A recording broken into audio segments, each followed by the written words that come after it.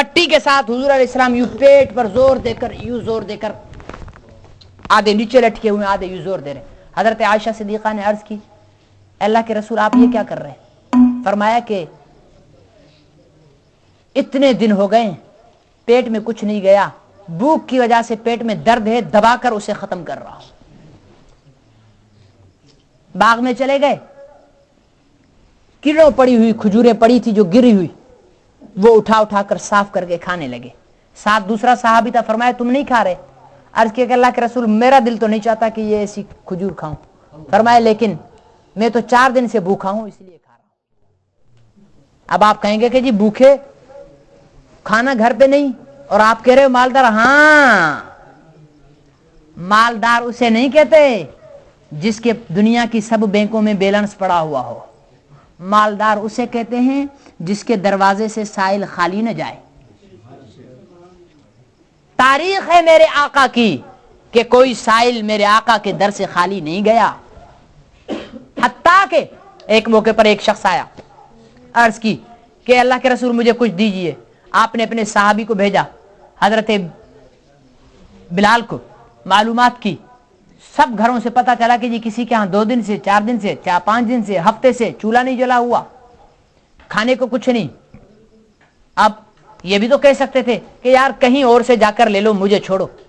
نہیں, یہ شان سخا کے خلاف تھا. آپ نے فرمایا فلاں بھائی یہ باہر بیٹھ کر کچہری نہ کرے میرے بھائی, یہ آپ کی آواز جو ہے نا ادھر آ رہی ہے, خاموشی سے سن لیں.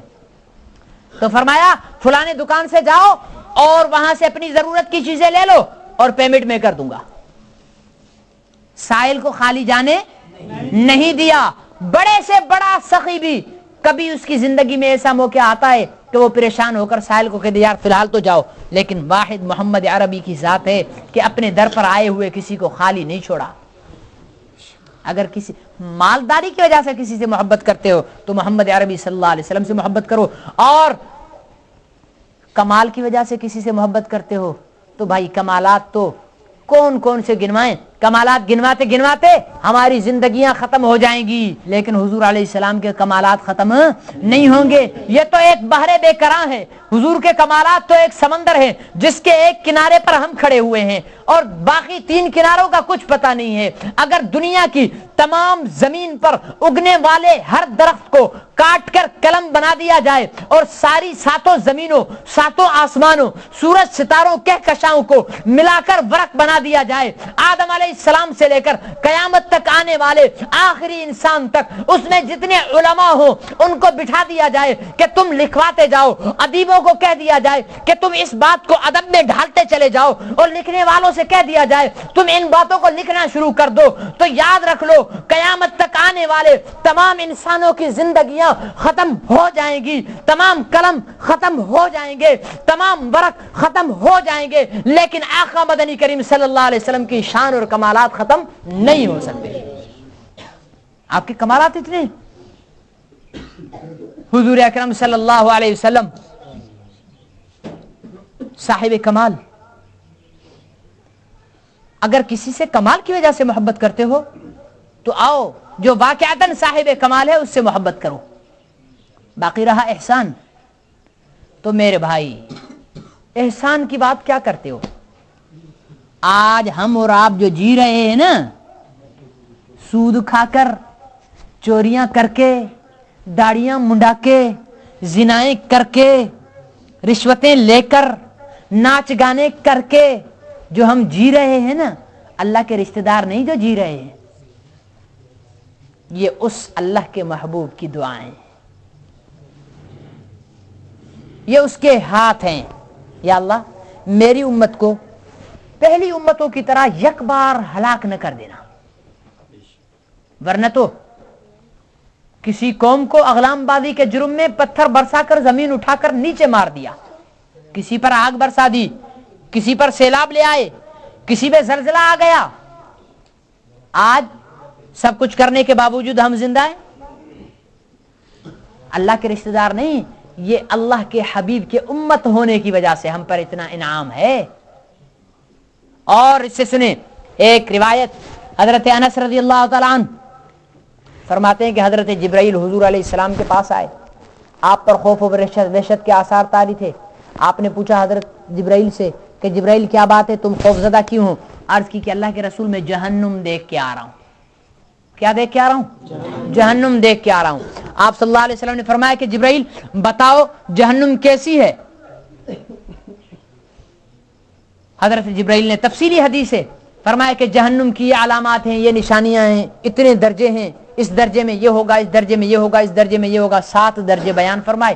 7 درجوں میں سے 6 درجوں کے رہائشیوں باشندگوں کی نشانی بتا دی, 7ویں درجے کا نام نہیں لیا. آپ نے فرمایا کہ جبرائیل 7ویں طبقے میں کون ہوگا؟ عرض کی کہ اللہ کے رسول 7ویں طبقے کے اندر آپ کی امت کے وہ لوگ ڈالے جائیں گے جنہوں نے کبیرہ گناہ کیے ہوں گے اور بغیر توبہ کیے مر جائیں گے. وہ 7ویں طبقے میں ڈالے جائیں گے جو سب سے کم درجے کا عذاب ہوگا. اور کیا ہوگا؟ فرمایا کہ آپ کی امت کو جب ڈالا جائے گا تو سارے جہنمیوں کو ان کے جو ہے وہ داڑیوں سے پکڑ کر ان کے منہ کے بل گھسیٹ کر جہنم میں ڈالا جائے گا, لیکن آپ کی امت کو منہ کے بل نہیں گھسیٹ کر جہنم میں ڈالا جائے گا. باقی سب جہنمیوں کو ان کے روئے کو جہنم کی آگ جلا دے گی, لیکن آپ کی امتیوں کو ان کی زبان اور ان کا دل یہ جہنم نہیں جلا سکے گا. جب پہلی مرتبہ آپ کے امت کے گناہگار جہنم میں جائیں گے تو جہنم کی آگ کی لپٹیں ان کو جلانے کی کوشش کریں گی, تو یہ کہیں گے لا الہ الا اللہ, تو آگ دور بھاگ جائے گی.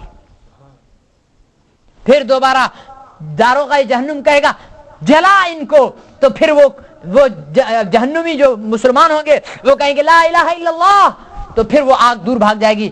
تو داروغہ جہنم کہے گا تجھے اسی اللہ کی قسم ہے ان کو جلا, تو تیسری بار جہنم کی آگ انہیں جلائے گی اور ایک مدت مدید تک وہ جہنم میں رہیں گے. اور فرمایا کہ پھر جہنم میں جانے کے بعد ایک موقع پر اللہ رب العزت حضرت جبرائیل سے فرمائیں گے جبرائیل جاؤ ذرا میرے حبیب کی امت کو تو دیکھ کے آؤ, جہنم کا تو چکر لگا کے آؤ. اب جب حضرت جبرائیل جہنم میں آئیں گے, آ کر جو دیکھیں گے تو امت جل رہی ہوگی, جل چکے ہوں گے, کوئلہ بن چکے ہوں گے, اندر بھی آگ, باہر بھی آگ, اوپر بھی آگ, نیچے بھی آگ, دائیں بھی آگ, بائیں بھی آگ. داروغہ جہنم تو بڑی خوفناک شکل والا, جبرائیل امین بڑے خوبصورت.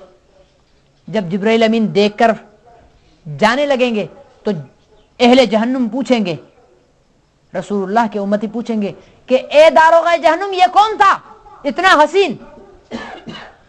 تو داروغہ جہنم کہے گا یہ جبرائیل امین ہے.